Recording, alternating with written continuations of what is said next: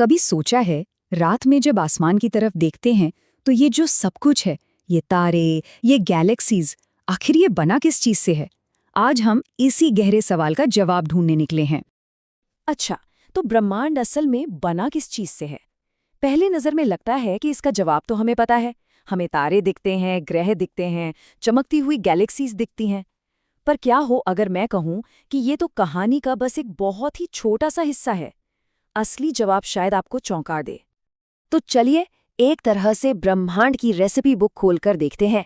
हमारे आसपास जो कुछ भी है, जिसे हम नॉर्मल मैटर या सामान्य पदार्थ कहते हैं, उसका 99% हिस्सा सिर्फ दो बहुत ही साधारण गैसों से बना है, हाइड्रोजन और हीलियम।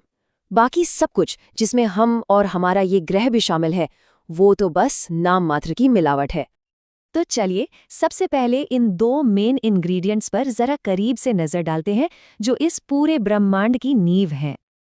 देखिए, हाइड्रोजन और हीलियम सिर्फ आम नहीं है, ये बहुत पुराने भी हैं।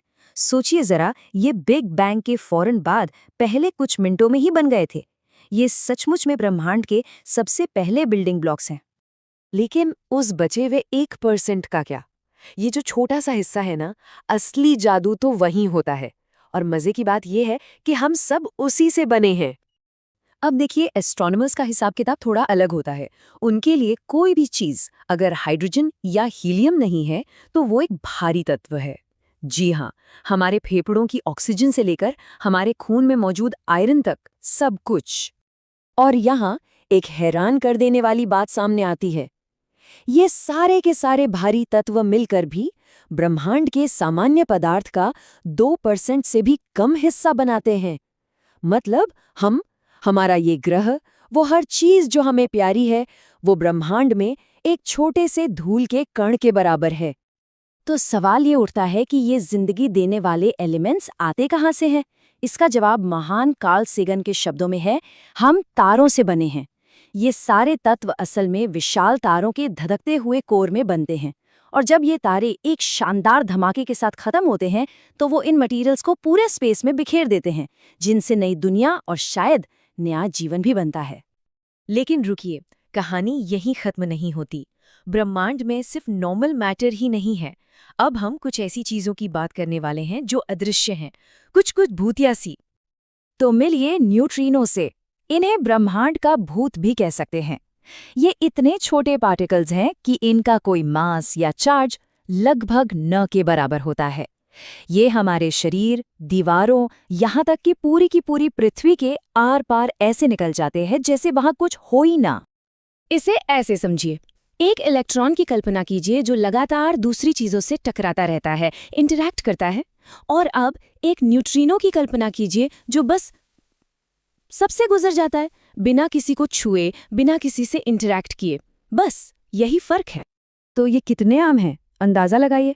अभी इसी सेकंड सूरज से निकले हुए लगभग 100 खरब न्यूट्रिनो हर एक इंसान के शरीर के आर पार निकल रहे हैं, और हमें इसका बिल्कुल भी एहसास नहीं होता।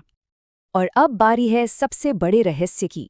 एक ऐसा इंग्रेडिएंट जो ब्रह्मांड की शुरुआत में तो होना चाहिए था, लेकिन अब वो कहीं नहीं मिलता। इसका नाम है एंटी मैटर। इसे आप मैटर का ईविल ट्विन या कहें तो जुड़वां भाई समझ सकते हैं। हर पार्टिकल के लिए एक एंटी पार्टिकल होता है, जिसका मास तो वही होता है, लेकिन चार्ज एकदम उल्टा। और जब भी मैटर और एंटी मैटर मिलते हैं, तो समझिए आतिशबाजी होती है। वो एक दूसरे को पूरी तरह से खत्म कर देते हैं और पीछे रह जाती है सिर्फ और सिर्फ एनर्जी, टोटल विनाश। और यहीं आकर कहानी बहुत अजीब हो जाती है। देखिए, थ्योरी के हिसाब से बिग बैंग ने मैटर और एंटी मैटर दोनों को बराबर मात्रा में बनाया था। अगर ऐसा हुआ होता तो उन्हें एक दूसरे को पूरी तरह खत्म कर देना चाहिए था और ब्रह्मांड में कुछ भी नहीं बचता, वो एकदम खाली होता। लेकिन हम यहाँ हैं।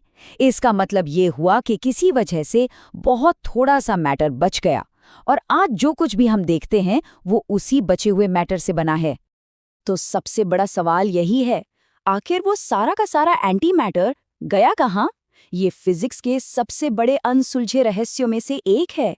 एक ऐसा कॉस्मिक इम्बैलेंस, एक असंतुलन जिसकी वजह से हमारा वजूद मुमकिन हो पाया।